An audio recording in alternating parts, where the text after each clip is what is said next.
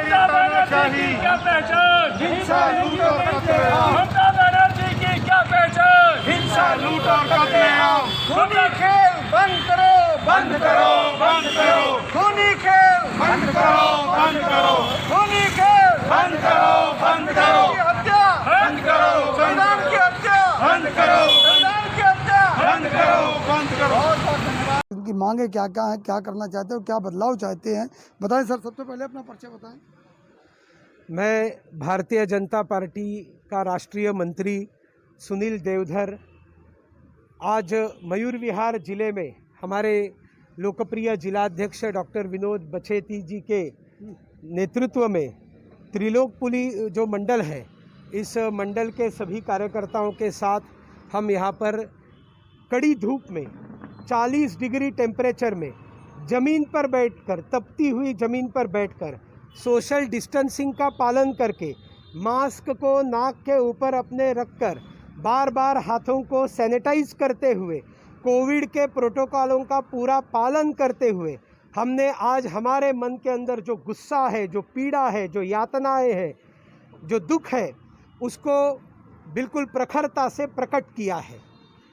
ममता बनर्जी जो ही चुनाव जीतने की खबर आने लगी, वैसे ही तृणमूल कांग्रेस के गुंडों का हौसला बढ़ता गया और जो राजनैतिक बदला लेने की जो एक आदत सीपीएम पार्टी ने बंगाल को लगाई थी, जो और ज़्यादा एग्जैजुरेट करके ममता बनर्जी ने तृणमूल कांग्रेस के कार्यकर्ताओं को वही संस्कार दिए, कुसंस्कार दिए, उसको सारे देश ने देखा।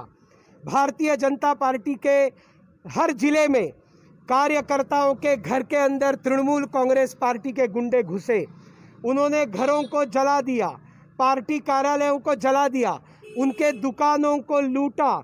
इतना ही नहीं तो अपने बेटे की जान बचाने के लिए गई हुई मां का पहले मर्डर किया, कई सारे कार्यकर्ताओं का मर्डर किया, उनकी निर्मम हत्या की।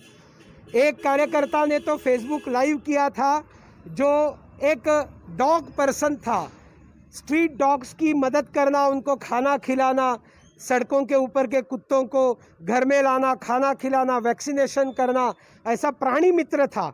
उसके घर में कुछ प्राणी थे, तृणमूल कांग्रेस के गुंडों ने उन प्राणियों की हत्या कर दी। प्राणियों का क्या दोष था इसमें? भाजपा का कार्यकर्ता के घर में कोई प्राणी होता है तो उस प्राणी की हत्या कर दी और बाद में उस कार्यकर्ता की हत्या कर दी। तो देवधर जी, दलित महिलाओं के ऊपर बलात्कार किए। ये सारा ममता बनर्जी के इशारे पर हुआ है, उनके अनुमति से हुआ है, उनके सम्मति से हुआ है, उनकी परमिशन से हुआ है, उनके आदेश से हुआ है, ऐसे मैं आरोप करता हूं और ममता बनर्जी को चेतावनी देता हूं। भारतीय जनता पार्टी अपने कार्यकर्ताओं के साथ खड़ी रहती है। भारतीय जनता पार्टी अपने कार्यकर्ताओं का बलिदान जाया नहीं जाने देंगी। हमारे राष्ट्रीय अध्यक्ष स्वयं बंगाल गए, पार्टी के कार्यकर्ता के हर उस कार्यकर्ता के घर में गए जिसके घर में हत्या हुई थी या बलात्कार हुए थे। हम इस बात को ऐसे ही नहीं छोड़ने वाले। हमारे प्रधानमंत्री पर भरोसा है, हमारे गृह मंत्री जी के ऊपर भरोसा है। कानून के और संविधान के दायरे में रहकर काम करना ये मोदी सरकार की विशेषता है और कानून संविधान के दायरे में जो भी किया जा सकता है हम ज़रूर करेंगे, लेकिन किसी भी प्रकार के कानून का उल्लंघन हम नहीं करेंगे। न तो कार्यकर्ता करेंगे, न तो सरकार करेगी, क्योंकि ये एकमात्र पार्टी है जो संविधान पर विश्वास रखती है। आज आपके YouTube चैनल के माध्यम से मैं सवाल पूछता हूं अरविंद केजरीवाल जी को कि आपने तो बधाई दे दी ममता बनर्जी को, बिल्कुल सही है, कई लोगों ने बधाइयाँ दी, देनी भी चाहिए, लेकिन जैसे बधाइयों के लिए आपने ट्वीट खर्चा किया, वैसे ये बंगाल में होने वाली राजनैतिक हिंसा की निंदा क्यों नहीं की? इसका कारण आप इसका समर्थन करते हो। शरद पवार ने अभिनंदन करने का ट्वीट किया, हालांकि उनके पैरों के तले जमीन खिसक रही है। पंढरपुर में एनसीपी चुनाव हार गई, भाजपा वहाँ जीत गई, लेकिन वो वहाँ बैठकर ममता को बधाई देते हैं। लेकिन फिर शरद पवार जी, उद्धव ठाकरे जी, आप क्यों निंदा नहीं किए? बड़े बड़े चैनल्स जो 24 घंटा इलेक्शन का कवरेज कोविड को छोड़कर दिखा रहे थे, वो अचानक आज सिर्फ कोविड की बात कैसे करने लगे? उन्होंने क्यों नहीं ममता बनर्जी ने किए हुए इस प्रायोजित आतंकवाद का पर्दाफाश करने में अपनी भूमिका निभाई। मॉब लिंचिंग के खिलाफ बोलने वाले, अपने अवार्ड वापस करने वाले, टुकड़े टुकड़े की नारे देने वाले, ये सब देशद्रोही गैंग कहाँ है? ये मोमबत्ती लेकर सड़क पर उतरने वाले लोग कहाँ है? दलित महिला के ऊपर बलात्कार बंगाल में हुए, संविधान को नेस्त वहाँ पर चकनाचूर करने का पाप हुआ, संविधान का नारा देने वाले सो कॉल्ड अम्बेडकराइट्स कहाँ है? इसलिए मैं इनके दोगलेपन की निंदा करता हूँ। मैं भारतीय जनता पार्टी के कार्यकर्ताओं को बधाई देता हूँ कि वो जिस तरह से त्याग, तपस्या, बलिदान करके दिल्ली के लोगों के कोविड से बचाने में लगे हुए हैं, उनकी सेवा कर रहे हैं। हम जानते हैं हम जितनी सेवा करनी चाहिए उतनी कर नहीं पाते, क्योंकि यहाँ की राज्य सरकार से हमें जितना सहयोग मिलना चाहिए वो नहीं मिलता।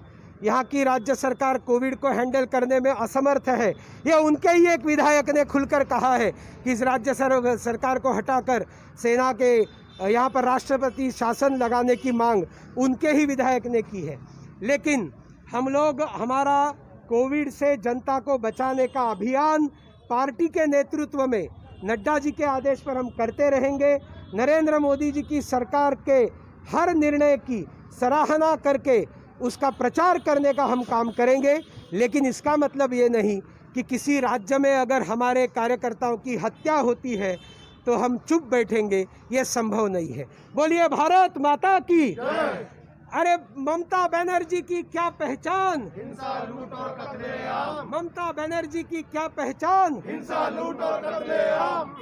डॉक्टर साहब, आज आपने मयूर विहार जिले में जो ये प्रोटेस्ट रखा है, क्या लगता है कि किस तरह का इसका असर ममता बनर्जी सरकार पर, बंगाल पर पड़ेगा? सबसे पहले तो बहुत बहुत धन्यवाद हमारे राष्ट्रीय नेता आदरणीय सुनील जी का। हम सबको इस सांकेतिक जो प्रदर्शन में उनका हमें आशीर्वाद और उनका हमें सानिध्य मिला। आज हम सब जानते हैं कि इस दिल्ली में 280 मंडलों में हर जगह इस तरह के चौराहों पे एक सांकेतिक प्रदर्शन है। आप सब जानते हैं कि वेस्ट बंगाल में जिस तरह की घटना घटी, ऐसा लग ही नहीं रहा था कि देश का एक हिस्सा है। और उन लोगों का जो खेला हुए खोला वो यही था कि चुनाव के जो नतीजे आने के बाद इन्होंने 22 तारीख की रात से लेके और 2 तारीख की रात से 3 तारीख तक जो हत्याएं हुई, इसका हम सब लोग इस विरोध में हम लोग बैठे हुए हैं। संविधान की इनकी हत्या की है। और सवाल है मेरा, करेक्ट रिपोर्ट अभी तक बंगाल से नहीं मिल पा रही है, इसका क्या कारण, इसके पीछे क्या कहेंगे आप? ये क्या रिपोर्ट आपको करेक्ट नहीं? करेक्ट रिपोर्ट ये नहीं मिल पा रही कि कितने लोगों पर हमला हुआ, कितने लोग करीबन 12 कार्यकर्ताओं की हत्याएं हुई हैं। आप देखिए सारे सोशल मीडिया पे वो वीडियो वायरल हो रहे हैं, जिस तरह की वो रैलियाँ चल रही है, दुकानें तोड़ी जा रही है, बहनों के साथ जिस तरह से उनके साथ मारपीट हो रही है ना। हमारे जो कार्यकर्ता चाहे मंडल, जिला और प्रदेश पदाधिकारी थे, उनको जिस तरह से भी नुकसान हो उस तरह नुकसान उनको किया और 12 कार्यकर्ताओं की हत्याएं वहाँ पे हुई है। क्या लगता है कि इसको आगे किस तरह से आप लेके जाएंगे? नहीं, देखिए भारतीय जनता पार्टी, जैसे हमारे वरिष्ठ नेता आदरणीय सुनील जी ने कहा कि भारतीय जनता पार्टी का हर कार्यकर्ता देश के संविधान पे विश्वास करता है। देश के प्रधानमंत्री जी, देश के गृह मंत्री जी उन पर विश्वास करते हैं। जो भी लड़ाई होगी कानून के तहत होगी, लेकिन जो दोषी है उनको सज़ा जरूर मिलनी चाहिए। कुछ लोगों ने बंगाल में राष्ट्रपति शासन की भी चर्चा चल रही है लगातार, आपका क्या कहना है? देखिए जिस तरह की हालत हुई, जीत का जश्न केवल आपने दूसरी पार्टी के कार्यकर्ताओं को मौत के घाट उतार दिया, ये तो बहुत निंदनीय है। इसका मैं समर्थन करता हूँ। तो राष्ट्रपति शासन लगना चाहिए बंगाल में? बिल्कुल, देखो जिस तरह की अगर ऐसी वारदातें होती रहेंगी आगे, तो ये तो सबके लिए बंगाल में रहना जो शरीफ लोग हैं, और वो आखिरी बंगाल को कौन चला रहे हैं, कौन से जिस तरह की विचारधारा के लोगों ने वहाँ जिस तरह था, है ना। आप देखिए कि इस तरह से वो एक अर्थी लेके जा रहे थे, उस पर फोटो आदरणीय प्रधानमंत्री जी करी। ये बड़ी शर्म की बात है कि जिस देश में वो लोग रह रहे हैं, उसी देश के जो प्रधानमंत्री किस तरह से वो चीज़ें हैं उसकी हम लोग निंदा करते हैं। तो आगे क्या, किस तरह की आपकी कार्रवाई रहेगी? पार्टी संगठन देखिए, हमने कहा ना कि हमने यहाँ पे 1.5 घंटे से, यहाँ जब दिल्ली इतना टेम्परेचर देश की राजधानी दिल्ली में है, हमने यहाँ पे सांकेतिक यहाँ पे प्रदर्शन का बड़ा शांतिपूर्ण ढंग से किया, सोशल डिस्टेंसिंग को ध्यान दिया। हम लोग भारतीय जनता पार्टी का एक कार्यकर्ता देश के कानून पे विश्वास करता है और संविधान पे विश्वास करता है। जो भी चीज़ें होंगी कानून के दायरे में होंगी। तो एक बार नारे लगवा दो डॉक्टर साहब।